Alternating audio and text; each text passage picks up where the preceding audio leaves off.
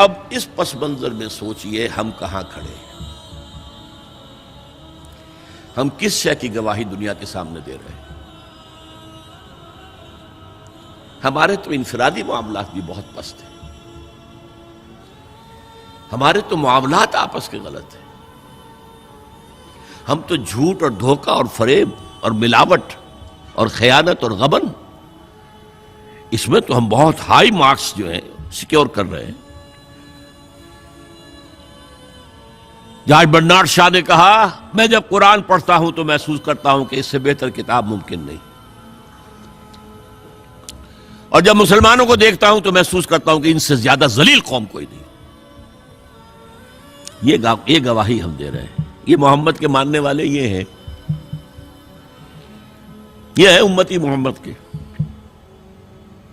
جو اپنے پاؤں پہ کھڑے نہیں ہو سکتے، جو اپنے معاملات مینیج نہیں کر سکتے، بیکاری، یہ اور کہاں ہے وہ دین؟ کوئی ایک ہی دنیا میں دکھا سکتے ہو کہ یہ ہے دین؟ آؤ see with your own eyes, this is دین الحق۔ یہ جو میں نے آپ سے کہا تھا نا، یہ بڑی نازک ذمہ داری، بڑی نازک، اس کا ایک اندازہ آپ کو ہو جائے گا خطبہ حجۃ الوداع سے۔ حضور نے جو خطبہ دیا، اور وہ عظیم ترین خطبہ ہے تاریخ انسانی کا، آخر میں موٹی موٹی باتوں کو پھر دہرایا۔ دیکھو عورتوں کا خیال کرو، عورتوں کے حقوق ادا کرو، دیکھو غلاموں کے ساتھ نیک سلوک کرو، جو بھی تھی۔ پھر آپ نے ایک سوال کیا، الا هل بلغت، لوگوں میں نے پہنچا دیا یا نہیں؟ 1.25 لاکھ کا مجمع تھا، آج سے 1400 برس قبل 1.25 لاکھ کا مجمع بہت بڑی بات تھی، بہت بڑی بات تھی، جبکہ ابھی اسلام صرف جزیرہ نما عرب تک محدود تھا۔ آج بھی پہلے کبھی ہو جاتے تھے 28-30 لاکھ بھی، ان مینیجیبل ہو رہا تھا معاملہ۔ اب سعودی عرب کی حکومت نے کو مینیج کیا، پابندیاں لگائی تو 20 لاکھ، یہی ہے نا 1.25 لاکھ کا مجمع۔ اور اس کا نقشہ میں دکھا دوں، ایک ایک حرف آپ 3 مرتبہ کہہ رہے تھے۔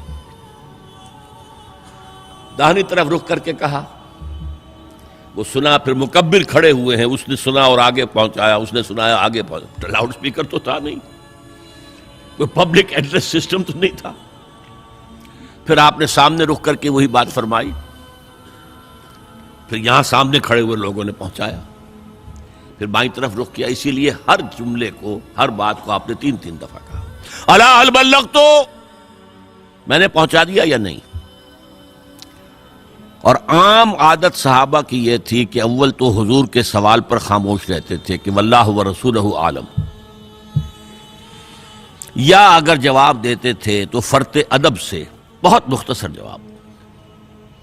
وہ چلبلے قسم کے شاگرد جو ہوتے ہیں، جو استادوں کو بھی پڑھانا چاہتے ہیں، صحابہ کرام اس طرح کے نہیں تھے، اپنی لیاقت اور ذہانت کا روب جو ہے اپنے استادوں پر گاٹتے۔ وہاں تو یہ تھا کہ ایک بات جواب ہے، یہاں 4 جواب دیے ہیں صحابہ نے۔ انا نشہد انک قد بلغت الرسالۃ وادیت الامانۃ ونصحت الامۃ وکشفت الغمۃ۔ 3 مرتبہ حضور نے کہا الا هل بلغت، اور 3 مرتبہ جواب آیا انا نشہد انک قد بلغت الرسالۃ وادیت الامانۃ ونصحت الامۃ وکشفت الغمۃ۔ اے نبی، ہم گواہ ہیں، آپ نے حق رسالت ادا کر دیا، آپ نے حق امانت ادا کر دیا۔ یہ قرآن تو ہمارے لیے اللہ نے نازل کیا تھا نا، آپ کے پاس تو امانت تھی۔ آپ نے امت کی خیر خواہی کا حق ادا کر دیا، آپ نے ہر قسم کی گمراہیوں کے، اندھیاریوں کے، اندھیروں کے پردے چاک کر دیے۔ 3 دفعہ یہ جواب لے کر انگشت شہادت سے اشارہ کیا آسمان کی طرف، پھر لوگوں کی طرف، اللہم اشہد، اللہم اشہد، اللہم اشہد۔ اے اللہ تو بھی گواہ ہے، یہ مان رہے ہیں کہ میں نے پہنچا دیا۔ They can't sue me in your court on the day of judgment۔ یہ میرے خلاف استغاثہ نہیں لا سکتے کہ میں نے پہنچانے میں کمی کی ہے۔ یہ مان رہے ہیں کہ میں نے پہنچا دیا. It was the sigh of relief جس کو کہتے ہیں 23 برس کی محنت شاقہ. کون کون سے مراحل آئے ہیں. یوم طائف بھی آیا ہے، 3 سال کی شیب بنی ہاشم کی قید بھی ہے، معرکہ احد بھی ہے، احزاب بھی ہے، 70 مبلغین ذبح کیے گئے ہیں. کیا کیا نہیں دیکھا، کیا کیا نہیں جھیلا. لیکن پھر بات کیا ہوئی؟ اب آپ نے آخری بات اللہم اشہد اللہم اشہد اللہ، اور اس کے بعد فَلْيُبَلِّغِ الشَّاهِدُ الْغَائِبَ. اب جو یہاں موجود ہیں ان کے ذمے ہے کہ پہنچائیں ان کو جو یہاں نہیں ہے. میں فارغ، میرے کندھے سے بوجھ اتر گیا، اب تمہارے کندھوں پر آیا. اب اس غائب میں وہ بھی تمام لوگ شامل تھے جو اس وقت دنیا میں تھے اور وہاں نہیں تھے.